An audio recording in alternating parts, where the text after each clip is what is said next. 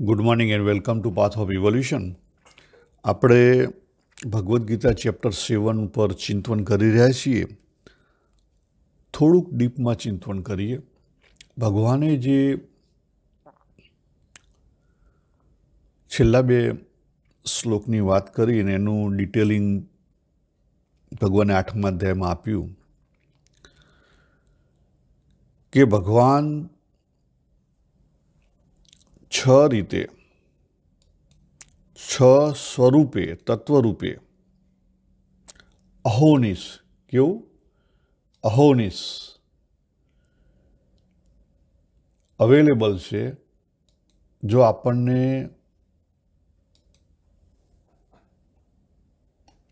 એને પકડતા આવડે તો.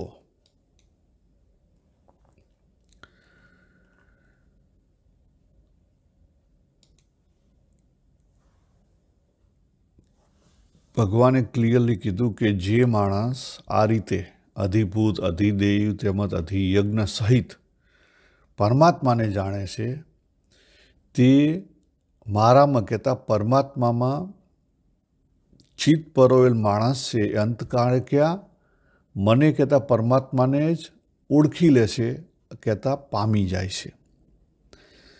અને આનું પછી વિશ્લેષણ ભગવાને અર્જુનજીએ જે 8મા અધ્યાયના શરૂઆતમાં આ જ 6 પ્રશ્ન પૂછ્યા કે ભગવાન આની ડિટેલિંગ આપો, અને ભગવાને પછી 3 શ્લોક 3, 4, 5માં એની ડિટેલિંગ આપી અને પછી 6ઠાની અંદર ક્લેરિટી આપી દીધી કે અંતકાળે જો પરમાત્મામાં ભળી જવું હોય તો અત્યારથી પ્રેક્ટિસ કરો. કઈ કરો? તો આ ભગવાનનું જે સ્વરૂપ છે એને ઓળખી લો. એ સ્વરૂપ ક્યાં છે? ભગવાને કીધું બધે જ છે. આપણને આખા 7મા અધ્યાયમાં જ્ઞાન અને વિજ્ઞાનથી એ જ સમજાવવામાં આવેલું છે કે પરમાત્મા સ્વરૂપ બધે જ છે, પણ આપણે એને ઓળખી નહીં શકતા. એને ઓળખવાનું છે. હવે આજે આપણે સમષ્ટિ વ્યૂ નહીં લઈએ, પણ વૈયક્તિક વ્યૂ લઈશું, આપણો પર્સનલ વ્યૂ. કારણ કે સાધના આપણે પોતાએ કરવાની છે, આપણા પોતાના માટે કરવાની છે. હું મારા માટે કરું છું, કોઈના માટે નથી કરતો. બરાબર? એટલે આજે એ જે 6 રીતે ભગવાને જે વાત કરી એને આપણે પોતાની ઉપર લેવાની છે આજે, અને ડિટેલથી સમજવાની છે. જે ભગવાને વાત કરી જ્ઞાન અને વિજ્ઞાન. હવે આ સમજતા પહેલાં આપણે ગઢડા મધ્ય 62ને જોઈ લઈએ, જેમાં જ્ઞાન અને વિજ્ઞાનનો જ ઉપયોગ કરેલો છે. ભગવાન સ્વામિનારાયણે ત્યાં બતાવ્યું છે કે આપણી જે વૃત્તિ છે, જો વૃત્તિને ઓળખી અને વૃત્તિને પાછી ખેંચતા આવડે તો પરમાત્મા સ્વરૂપને ઓળખતા આવડી જાય ને પરમાત્મા સ્વરૂપને પામતા પણ આવડી જાય. ત્યાં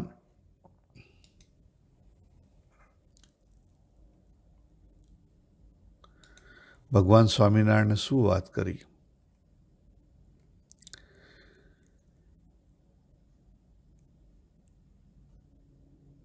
કે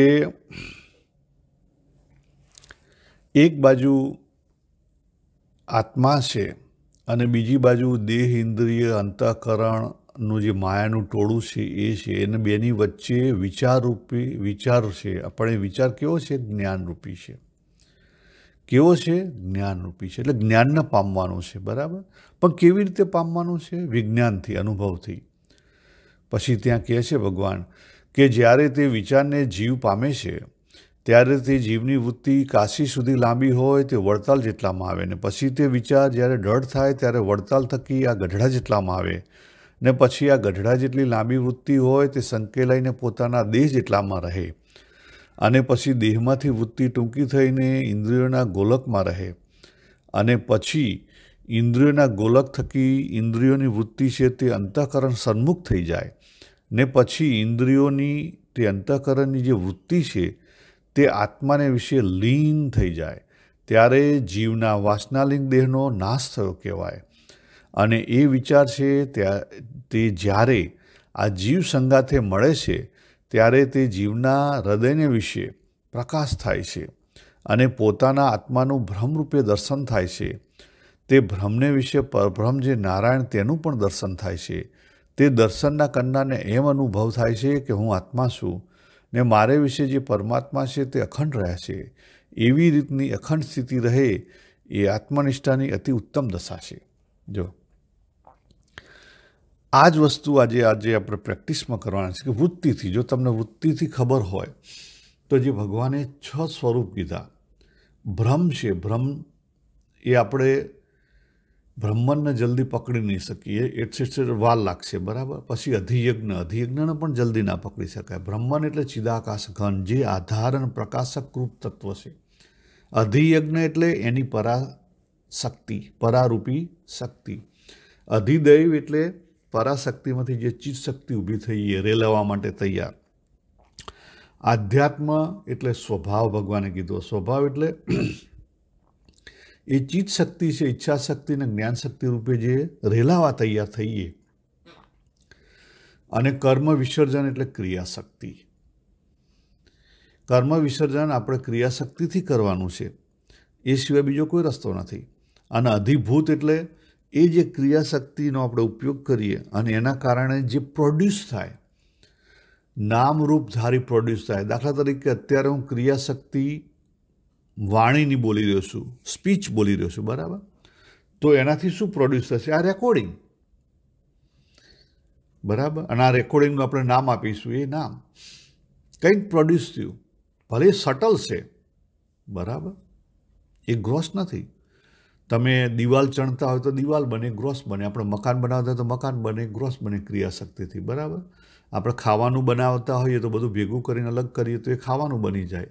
સમથિંગ વી આર પ્રોડ્યુસિંગ, એનું કંઈક નામ છે, બરાબર. આપણે નામરૂપ ભેગું કેમ કરીએ છીએ? કારણ કે ફિઝિકલ હોય તો એનું રૂપ હોય, પણ એ પ્રોડ્યુસ થયું છે ઈચ્છાશક્તિ, જ્ઞાનશક્તિ અને ક્રિયાશક્તિથી. તો એ ગ્રોસ પણ હોઈ શકે, તો નામ અને રૂપ બંને હશે. અને આ રીતે સ્પીચ હોય તો ખાલી વિચારરૂપી હોય, બરાબર. આપણે ઘણીવાર વિચાર કરતા હોય તો ખાલી વિચારરૂપી હોય. એટલે વિચાર કરીએ અને વિચારમાં કોઈ પણ સંકલ્પોને બધું કરીએ, એ બધી ક્રિયા છે. એ ક્રિયાશક્તિ વગર નથી થતું, બરાબર. એટલા માટે તો ભગવાને કર્મના સિદ્ધાંતમાં વાત કરી કે જેવો તમારો ભાવ હશે, ભલે તમે ક્રિયા નહીં કરી હોય, પણ જેવો ભાવ હશે એવું બંધન થશે. બંધન કેવી રીતે થશે? ભાવ પ્રમાણે. હવે આપણે જોઈએ આગળ કે આપણે સમજવા જઈ રહ્યા છીએ કે આ જે ભગવાનનું ચિદાકાશ ઘન રૂપ, આજે આપણે અધિભૂત તો સમજ્યા, કર્મ વિસર્જન પણ આગળ સમજ્યા, આધ્યાત્મ પણ સમજેલા છીએ, અધિદૈવ, અધિયજ્ઞ અને બ્રહ્મ. ચિદાકાશ ઘન, એને ઘન કેમ કહેવાય, એમટી કેમ નથી કહેવાય? જો સ્થૂળ આકાશના આપણે 3 આકાશની સાધના જોયેલી. સ્થૂળ આકાશ આપણે ટીવીની અંદર પેલો આખા વર્લ્ડનો ગ્લોબ ઊભો કરીએ તો ખબર પડે કે, અથવા સાંજે આપણે બહાર સૂઈ રહ્યા હોય તો ખબર પડે કે, અને કેટલાય તારા છે તૂટતા હશે, બરાબર. પણ આ જે અવકાશ છે, આકાશ, એ કેટલું મોટું છે, અનંત છે. વાદળા આવે છે, જાય છે, અને આપણે અંદર જોઈએ તો ખબર પડે કે 2 તારાની વચ્ચે જગ્યા છે. તો જે આપણો જે સૂર્ય, ચંદ્ર અને પૃથ્વી છે એની વચ્ચે પણ જગ્યા છે, બરાબર. એટલે આપણને શું છે, જગ્યાના કારણે જે પદાર્થ છે આપણને દેખાય છે, પણ જગ્યા આપણે જોઈ શકતા નથી, પણ એમ્પ્ટી છે, બરાબર. એ જગ્યા કેવી છે? એમ્પ્ટી છે, ખાલી જગ્યા છે, સ્પેસ એમ્પ્ટી છે. એ રીતે આપણું, એનાથી મોટું આપણું મન છે, ચિદાકાશ, ચિત્તાકાશ, ચિત્ત, અંતઃકરણ, ચિત્તાકાશ, જેની અંદર અનેક વિચારો આવે છે. વિચારો આવે છે, ગમે એટલા વિચારો આવે. જો અત્યાર સુધી કેટલા બધા વિચારો આવ્યા, પણ એ કદી ભરાણું ના, કદી ભરાતું નથી. એ પણ અનંત છે. સ્થૂળ આકાશ અનંત છે પણ એમ્પ્ટી છે. ચિત્તાકાશ અનંત છે પણ એમ્પ્ટી છે. એમ્પ્ટી કેવી રીતે? તો વિચારો આવે છે અને જાય છે, આવે છે અને જાય છે. તો પછી ચિદાકાશને અનંત અને ભરેલું કેમ કીધું? ચિદાકાશ ઘન એવું કેમ કીધું? તો એ આજે આપણે સમજીએ. એ જે ચિદાકાશ ઘન કેમ કીધું એને સમજીએ. તો પહેલો એક્ઝામ્પલ લઈએ કે આપણો દરિયો છે. દરિયાની ઉપર જો આપણી દ્રષ્ટિ માત્ર જે ભરેલું છે પાણી એની ઉપર હશે તો આપણને ભરેલું લાગશે, અને એની ઉપરની સપાટી ઉપર જે એમ્પ્ટી છે ત્યાં આપણી નજર હશે તો આપણને ખાલી લાગશે. દરિયાની અંદર વેવ્સ આવી રહ્યા છે મોટા, તો એ વેવ્સ ઉપર દ્રષ્ટિ હશે તો ભરેલું લાગશે, પણ બે વેવ્સની વચ્ચે દ્રષ્ટિ હશે તો ખાલી લાગશે. હવે એથી આગળનો પોઈન્ટ કે આપણે ગ્લાસની એક બરણી છે કાચની ભરેલી છે, 100% પાણીથી ભરેલી છે, એને ઊંચી નીચી કરીએ તો એની અંદર વેવ્સ નથી આવતા, બરાબર, કારણ કે સ્પેસ નથી એટલે વેવ્સ નથી આવતા. આપણે એવું કહીએ છીએ. જ્યારે દરિયાની અંદર ઉપર સ્પેસ છે એટલે વેવ્સ આવે છે, બરાબર. નાઉ માય ક્વેશ્ચન ટુ યુ કે આ જે વેવ્સ આવ્યા ક્યાંથી? તો કે દરિયામાંથી આવ્યા, બરાબર. પાછા ક્યાં ગયા? દરિયામાં ગયા. દરિયામાંથી આવ્યા અને દરિયામાં પાછા ગયા. તો જે વ્યક્ત થાય છે અને અવ્યક્ત થાય છે, તો એવું કહી શકાય કે જ્યારે વેવ્સ ના હોય દરિયાની અંદર ત્યારે પણ એ વેવ્સ દરિયાની અંદર છે. જ્યારે વેવ્સ દરિયાની સપાટી ઉપર ના હોય ત્યારે આપણે એવું સમજી લેવું કે વેવ્સ દરિયાની સપાટીની અંદર છે. આ પોઈન્ટ એક્સેપ્ટ થયો? ઓકે, હું થોડોક બીજો લઈ જાઉં. મારી 5 આંગળીઓ છે એટલે તમારી પણ 5 આંગળી હશે હાથની. એક હાથની 5 આંગળી, બીજા હાથની બીજી 5 આંગળી, 10 આંગળી છે. જ્યાં સુધી આપણી નજર આંગળી ઉપર છે, પણ આંગળીને અલગ કોણ કરે છે? તો એ સ્પેસ છે અલગ કરે છે. કોણ અલગ કરે છે? સ્પેસ છે અલગ કરે છે. પણ જો આપણી દ્રષ્ટિ સ્પેસની ઉપર હોય તો આંગળીઓ અલગ નથી. નહીં સમજાણું? ઓકે, આગળ જોઈએ એટલે ખબર પડશે.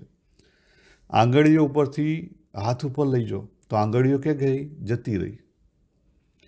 આંગળીઓનો જે 5નો ભેદ હતો એ જતો રહ્યો, હાથ ઉપર આવી ગયો, બરાબર.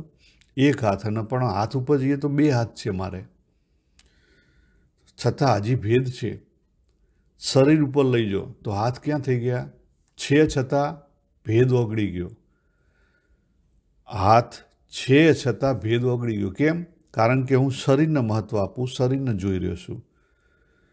જ્યારે હું મારા શરીરને કહું કે મારું શરીર, તો શરીર એક જ છે, એની અંદર 2 હાથે આવી ગયા અને 10 આંગળીઓ પણ આવી ગઈ. કહેતા હાથના અને આંગળીઓના ભેદ ઓગળી ગયા. તો આજે આપણું જે ભેદનું જ્ઞાન છે એ ક્યાં રહેલું છે? તો બુદ્ધિમાં રહેલું છે. ક્યાં રહેલું છે? બુદ્ધિમાં રહેલું છે. એનો અર્થ શું થયો? એનો અર્થ એ થયો કે જો આપણી બુદ્ધિને આપણે સરખી રીતે ટ્રેન કરીએ તો ભેદ હોવા છતાં પણ આપણે ભેદનું જ્ઞાન ઊભું ના કરી શકીએ. ભેદ તો રહેવાના, પણ આપણે ભેદનું જ્ઞાન ન ઓગાળી શકીએ. હવે રિયલ પ્રેક્ટિસમાં જો એથી આગળ જો મેડિટેશનમાં બેસો અને તમારા પોતાના સ્વરૂપ ઉપર લઈ જાઓ, ચેતના ઉપર, તો શરીર જ ના રહ્યું, બધું કેવું થઈ ગયું? એક થઈ ગયું, એકાકાર થઈ ગયું. છે છતાં નથી. જ્યારે આપણે ચેતના ઉપર આપણી વૃત્તિ લઈ ગઈએ, વૃત્તિ રહે નહીં ત્યાં. ભગવાને વાત કરી મધ્ય 62માં, ગઢડા મધ્ય 62, ત્યાં જે આપણી વૃત્તિરૂપી જે જ્ઞાન શક્તિ છે એ જતી રહે, ત્યાં ઓગળી જાય. ઈચ્છા શક્તિ છે ઓગળી જાય. ભેદ રહે નહીં ત્યાં, ઓગળી ગયા.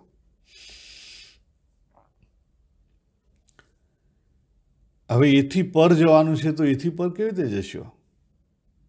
બરાબર. એટલા માટે એથી પર જે તત્વ છે, ચિત્તરૂપી શક્તિથી પર, પરાશક્તિથી પર, ચિદાકાશ ઘનરૂપી અક્ષર તત્વ છે, જેને આધાર રૂપ છે અને પ્રકાશક રૂપ છે, એ તત્વ, એને ઘન કેમ કહેવામાં આવ્યું? તો એની અંદર બધું છે. એ આધાર આપે છે એટલે બધું છે એની અંદર. એની અંદર જ બધું છે, એની બહાર કંઈ જ નથી.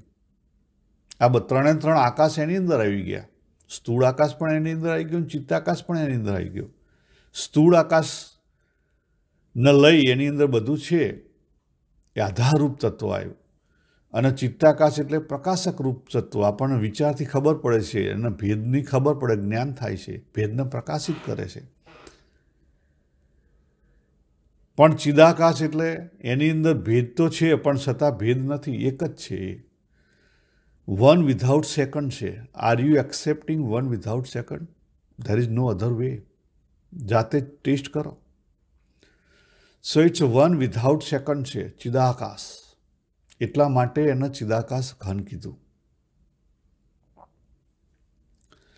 એટલા માટે એને ચિદાકાશ ઘન કીધું. તો જો આ રીતે આપણી પોતાની ઉપર એપ્લાય કરી અને જગત ઉપર એપ્લાય કરવામાં આવે, ભગવાને એટલા માટે તો વાત કરી કે આ સંસાર મારામાંથી બન્યો છે, પણ મારી અંદર સંસાર નથી.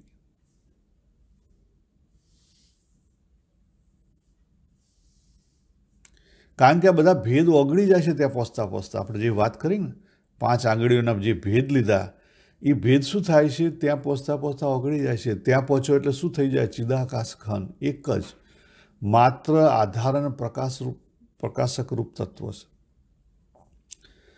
તો આપણું જીવન એ ભગવાને જીવન આપણને જીવન જીવવા માટે આપેલું છે, નાખી દેવા માટે નથી આપેલું. પણ જીવન જીવતા જીવતા જો આપણે જે દ્રષ્ટિકોણ જ્યાં રાખવાનો છે,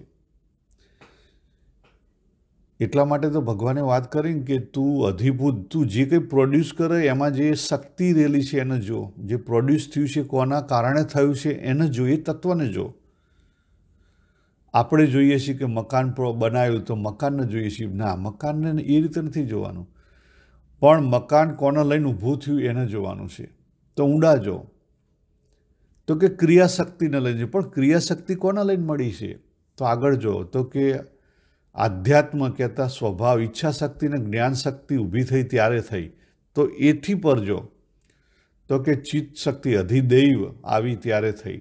તો એથી પર જો, પરાશક્તિ અધિયજ્ઞ આવી ત્યારે થઈ. એથી પર જો, ચિદાકાશ ઘન, બધું ઓગળી ગયું એની અંદર.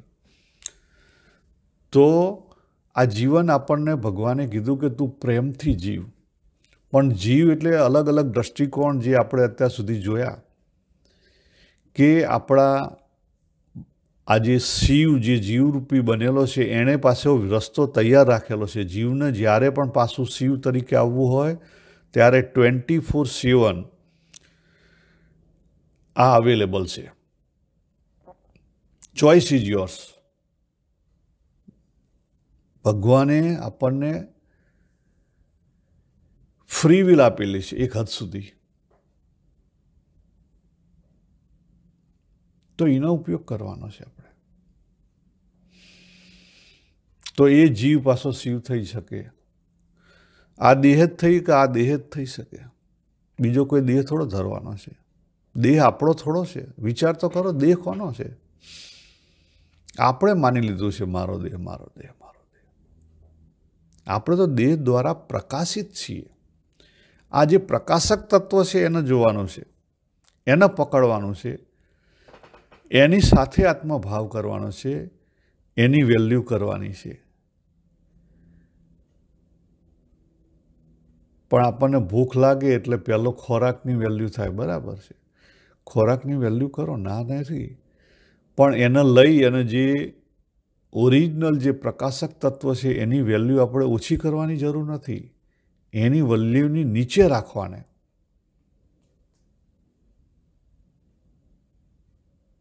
એક દિવસ ફૂડ ના મળે તો આપણને કંઈ થવાનું નથી.